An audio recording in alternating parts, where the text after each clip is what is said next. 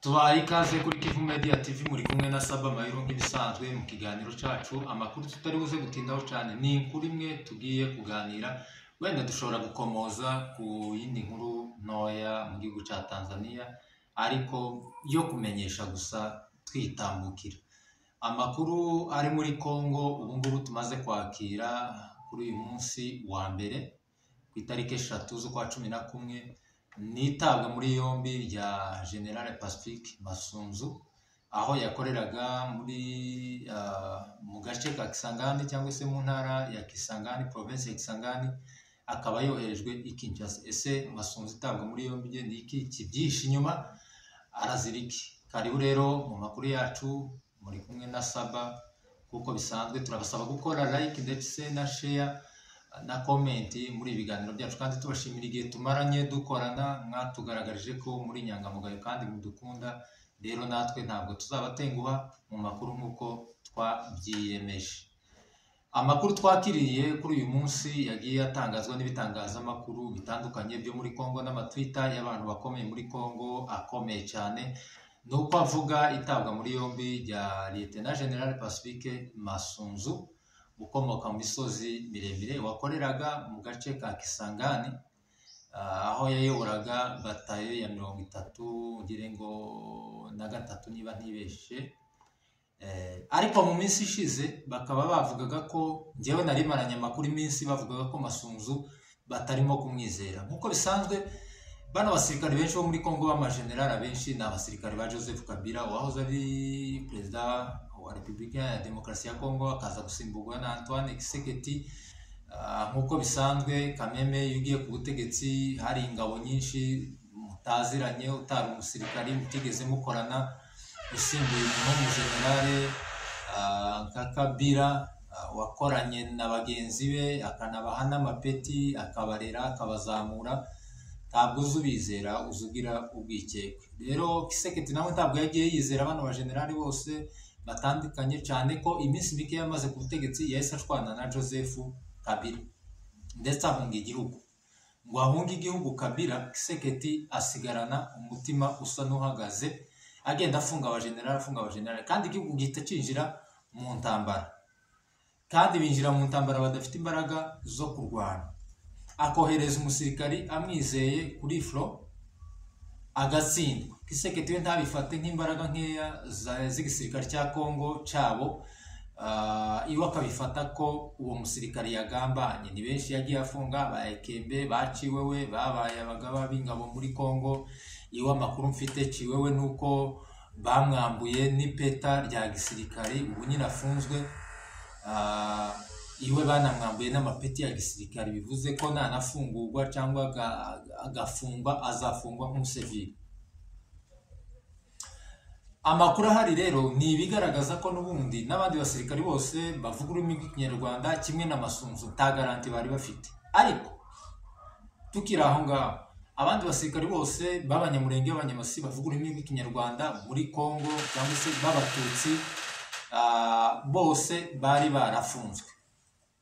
N'abatarafunzwe ngo bajanwe muri gereza bari suspect, baricaye bari dispo hariya i Kinshasa, bose barabyagiye, ntibakora ntibagira gute, kandi araba uko abandi basirikare rero bavuga ururimi rw'Ikinyarwanda muri Kongo bagiye bafungwa cyane.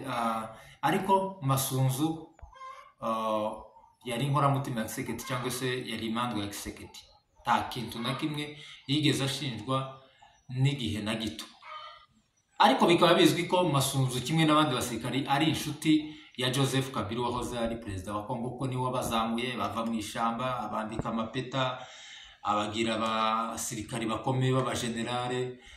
Kameme ntabwo habura communication. Kabila ahunze igihugu, arazenguruka kugeza ejo bundi aje muri AFC M23 kuri Goma. Ariko amakuru jewe nari mfite nuko Masunzu barimo bamukeka kubera ko ashobora kuba ngo azavugana na Kabila. Kandi n'undi uwo ari we wese, waba uri umunyapolitiki utari umunyapolitiki, uri umuntu ushobora kwanaliza, nta kuntu wumva ko Kabila ashobora kwizengurutsa gutya Masunzu ari Kisangani ngo babure kujya kuba bajya bakomunika. Ndetse n'igihe Masunzu yasohotse igihugu, Masunzu akiri za Kamina za Kisangani, aho yakoreraga ngira ngo ni Kisangani yego, bivugwa ko bashobora kuba baravuganaga. Tituzi ibyo bavuganaga ntitwabihamya, ariko kuvugana n'umuntu upinga ubutegetsi wasotse igihugu ukomeye kuriya toujours aba urimo kwiteza insécurité kuri wowe. Rero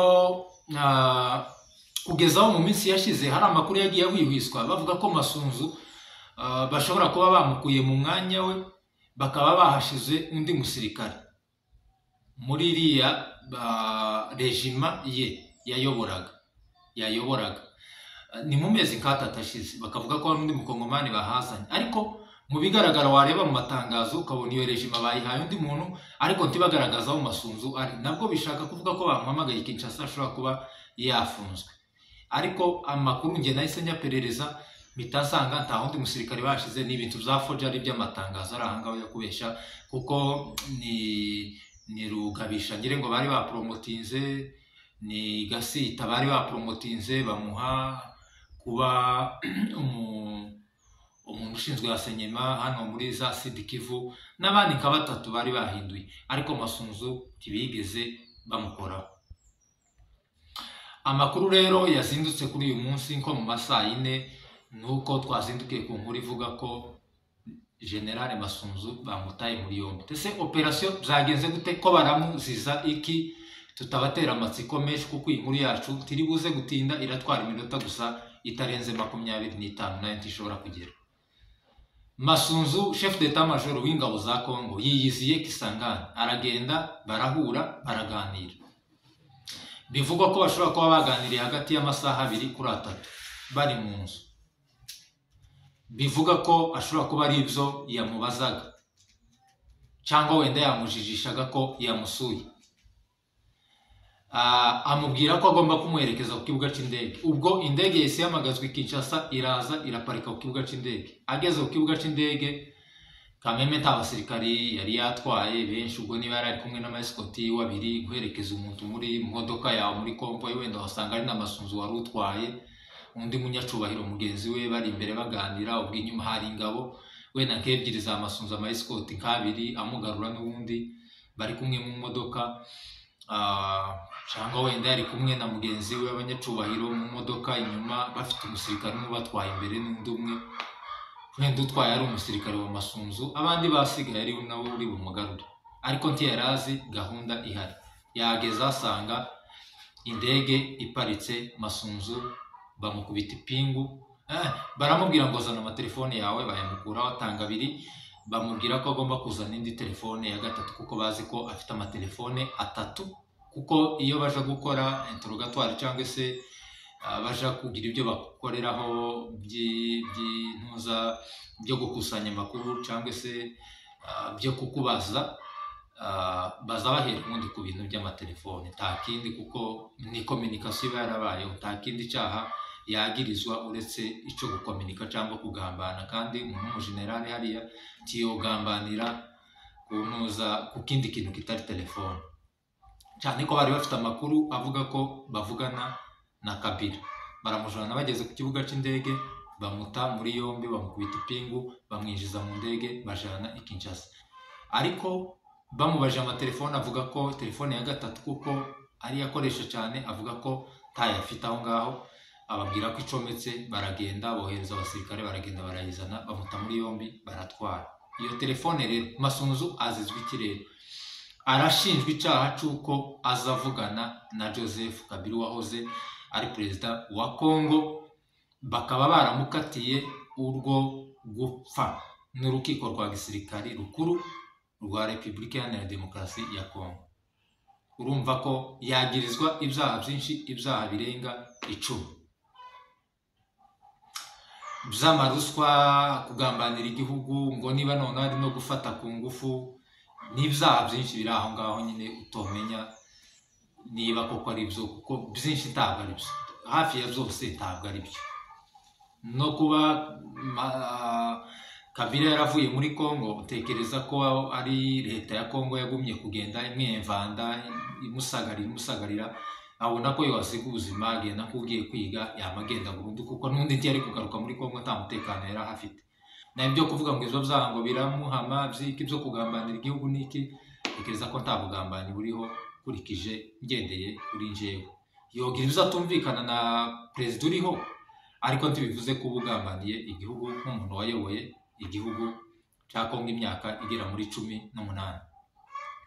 Masunzu rero bamujanye Kinshasa, bahita bamujana aho agomba kubarizwa, bivugwa ko ubu nyine afunze.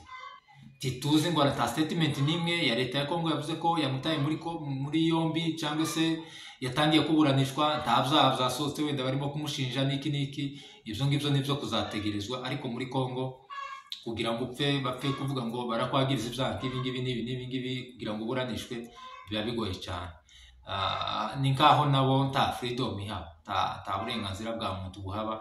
Ubwo nawe nyine baramuhamba kabandi mu maprizo bagume nta kindi ni ukumushinja ko akorana n'abantu bagambanira igihugu, bakatiwe ubwo gupfa. Niba uvugana n'umuntu wakatiwe ubwo gupfa, ubwo we baragukatira umeze gute, namwe murarwumva. Ariko si Masunzu wenyine ufunzwe, murabizi ko tumaze iminsi dutabariza uwo bita General Ruhorimbere, nawe uvuka mu misozi miremire yarafunzwe. Ntekereza ko Masunzu we ntabwo turimo kumutabariza, turimo kuvuga inkuru kuko ni umusirikare mukuru wavugaga ari kijyana muri leta ya Kongo, kandi bagenzi be bagiye bafungwa cyane, abareba afite wenda ico yakora. Uretse n'abasirikari bakuru, hari abana bo muri za twigwana bo muri FCM23 bagiye barengana mu mazone yiwe, ndetse ari nawe nanabafashe. Mu by'ukuri si ngiye kuvuga ko turimo gutabariza Masunzu, turimo kuvuga inkuru yabayeho. Tidufite ubushobozi bwo gutabariza Masunzu, ariko Ruhorimbere rwose we turamutabariza. Amakuru dufite nuko bashobora kuba baramushimuse, ndetse na famiye ye ishobora kuba itazi aho abarizwa. Kuri ubu ngubu ntiturakira andi makuru avuga ko Ruhorimbere ashobora kuba yarabonetse cyangwa se yaragarutse mu muryango we kuko tubyifuza. Rero Masunzu akaba ashinjwa ko azavugana na Kabila wahoze ari perezida wa Kongo, wakatiwe ubwo gukesha ubundi n'urukiko rukuru rwa gisirikare. Tese babitahuye gute? Leta ya Kongo ifite amafaranga, leta ya Kongo ntacyo itakora kugira ngo itrakinge amapere y'abantu, siritunka abana ba generale bakomeye. Sinzi niba Masunzu ico kintu koko yaragikoze ari byo by'ukuri, ariko niba yaragikoze yaba yarashizemo ubwenge butari bwinshi cyane, kubera ko kuvugana nk'umuntu nka Kabila icambere cyo ubu nyine systeme yaraje, ikoranabuhanga rigeze kuri gutracking umuntu nka Kabila nka leta ya Kongo aho agiye wenda amapere yiwe, cyane nk'amapera asohoka muri Kongo akoresha imirongo ya Kongo, iminara ya Kongo, n'ibigo bikomeye bya Orange, bya Vodacom, hariya gutrackinga nimero z'abagenerale bakomeye. Aperi iva muri Kongo ija kuri nimero ya Kabila, koko niba banayifite iyo akoresha, ni ibintu utekereza ko bishobora kuba byoroshye. Kuba rero nk'umuntu w'umugenerale, leta na generale afata telefone ye akavugana na Kabila amasaha ngaho iki, tekereza ko ari ibintu bitarimo kwirinda, ni ibintu bitarimo kwirinda. Kandi noneho ukaba wakoresha nimero ikoresha umunara wa Kongo, ugakoresha noneho na nimero wenda yawe basanzwe bakuziho. Ni ibintu byoroshe kuba bamufata, kuko leta ya Kongo ifite amafaranga menshi cyane yashobora gutanga muri biriya bigo, n'ubundi n'ibiyobora bya Orange na bya Vodacom, bikamuha amapera amahistorike yose ya Masunzu n'undi musirikare wa wese uvugana na Kabila mu gihe bafite nimero ya Kabila. Uretse na Kabila no gutrackinga nimero zisohoka mu gihugu, cyane ko baba bazi ko Kabila ari muri Kenya, ahenshi aho bari wenda baba hazi South Africa. Gutrackinga nimero zihamagara muri South Africa zivuye muri Kongo ni ibintu bitekereza ko bishobora kuba byakorohera abantu baba IT bakoresha ikoranabuhanga ryo ku rwego rwo hejuru. Kandi dushobora kubivuga gutyo kubera ko twebwe tuzi ikoranabuhanga, ariko nk'abantu bizi ikoranabuhanga akubwira ko ari ikintu coroshe cyane, keretse batabishatse.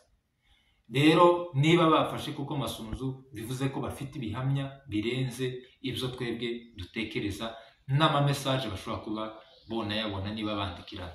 Ariko ku rundi ruhande bashobora kumuta muri yombi, kubera ko wenda igihe cye cyari kigeze bari bamurwaye kubera ko ari umututsi, kubera ko ari umunyamurenge, kubera ko yakoranye na Kabila. Ku rundi ruhande ari ukumubeshera.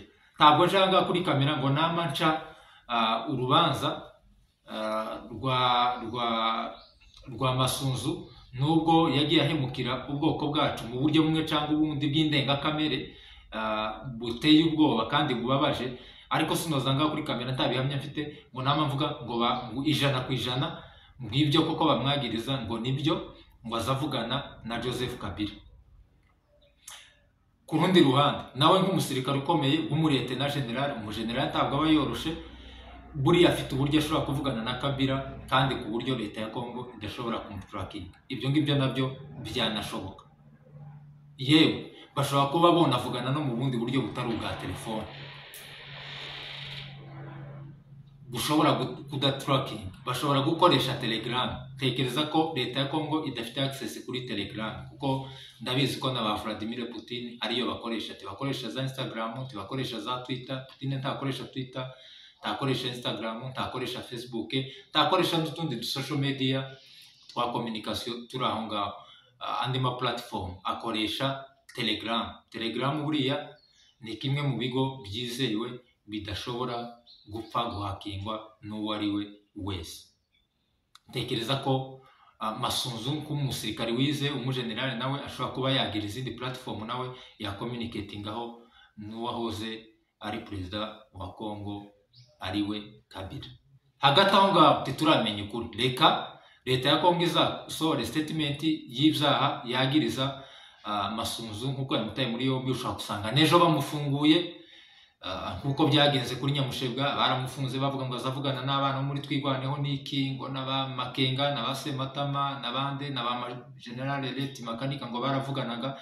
Bageze yare yamaze iminsi 3 baca muri interrogatoire, baramufungura basanga koko baramubeshe. Ushobora gusanga na Masunzu bamubeshe swate bakamufunga kubera ko bamurwaye gusa, kuko bafunga abandi baciwe bose ntituzi ko ibyo babagize ari byo. Ariko reka dutegereze ivy'urukiko cyangwa ivyo leta ya Congo izabivugwa mu itaga muri yombi rya Lieutenant General Masunzu. Ariko iyo niyo nkuru twari tubazaniye igezweho, nico ngico ashinzwe. Bivugwa ko leta ya Congo ifite satellite ikurura amapere yose ashobora kuba aja kuri Kabila, cyangwa communication zose zituruka muri Congo zija kuri Kabila. Iyo niyo makuru tubasha kuba dufite.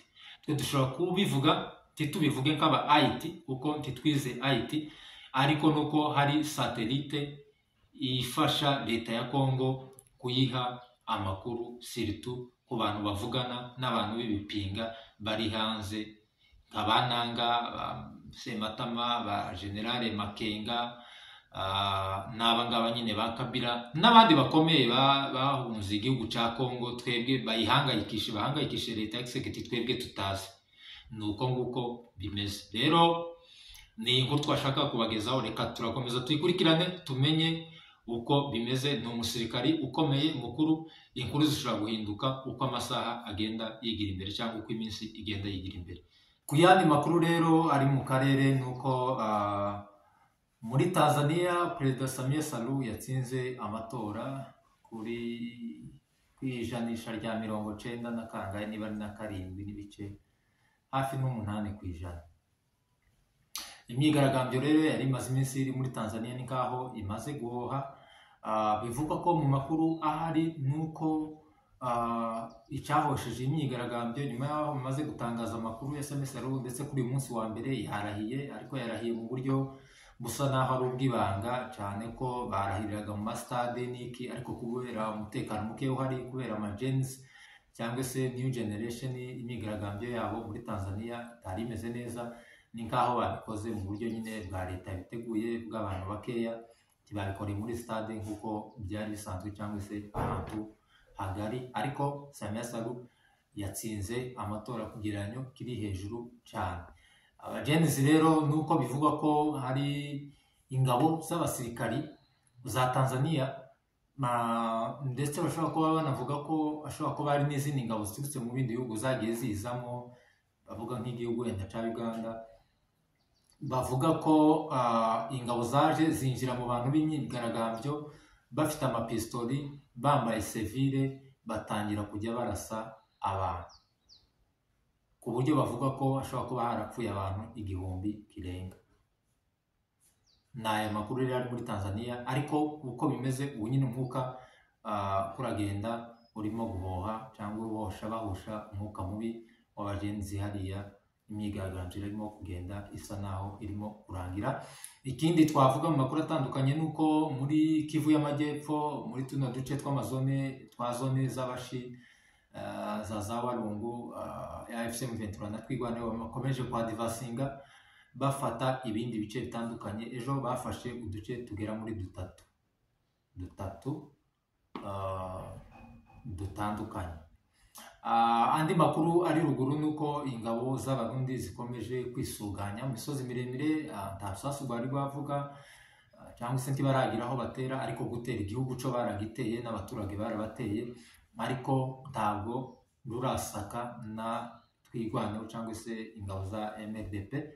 Baracatuje ariko bari muri twa duce dutandukanye, ndetse barimo kugenda baguka baja no mu tundi duce, ariko baracafungiye hariya za Kamombo, za Kabara, za Mutenja, za Nyamara, za Mikarati, za Sanganya, za Gitasha, Cepfo, baracafungiye hariya za Kigazura, tibaragira mu Mikenke nayo ifungiyemo ingabo za Twirwaneho. Barimo kurebana ayingwe, ariko ibyo byose ni ibikorwa bigenda bikorwa n'ingabo z'Abarundi zishorewe na Munigatama cyangwa se Seba Kiyana. Andi makuru azagenda ahinduka tuzajya tuyabagezaho kuko bisanzwe. Rero turabashimiye cyane kubera ko muza mudukurikirana kandi mukatwereka ko mutwishimiye kandi mukunze inkuru zacu. Please mujye mureba, mukore like, mureba ayo ma ads, utuntu bamamaza mutureke batwamamaze turangire, nitwo tudufasha kutuzamura. Murakoze cyane, turabakunda. Ciao ciao, mwari kumwe na Saba Mayiru ibisanzwe. Ciao ciao.